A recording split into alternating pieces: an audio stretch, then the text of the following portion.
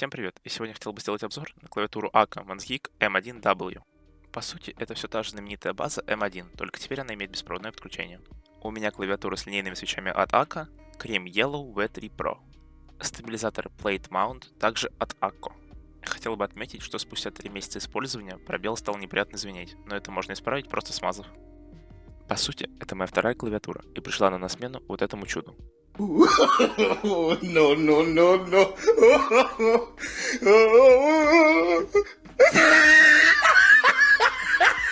Выбирал я из двух клавиатур, таких как FL eSport CMK75 и непосредственно Mansgeek. В FL подкупал экранчик и большое количество цветовых решений. В свою очередь у Mansgeek лично для меня был интересен металлический корпус. Итак, перейдем к обзору. В комплекте у нас плотный лист клейкой бумаги для тейп-мода, Keycap пуллер и Switch пуллер, а также шестигранник и наклейки для Force Break мода, донгл и сам кабель, и непосредственную клавиатуру. Также были приобретены наклейки с русскими буквами, так как я недостаточно хорошо владею слепой печатью, а клавиатура не русифицирована. Далее будет небольшой саунд-тест, а также у друга я одолжил клавиатуру Red Square Kerox TK для сравнения тайпинга. Так как сама по себе клавиатура Kerox TK достаточно популярная, я думаю, что вы хоть раз слышали, как звучат Gem Sapphire, и на их фоне вы сможете понять, нравятся вам свечи Akka или нет. Итак, перейдем к саунд-тесту.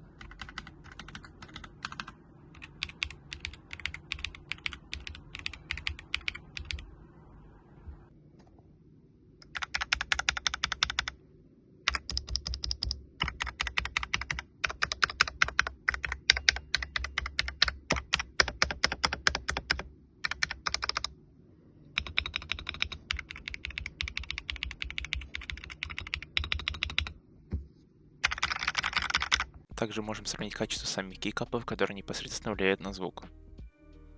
Далее быстро пробежимся по софту для клавиатуры, ссылку на скачивание сможете найти под роликом.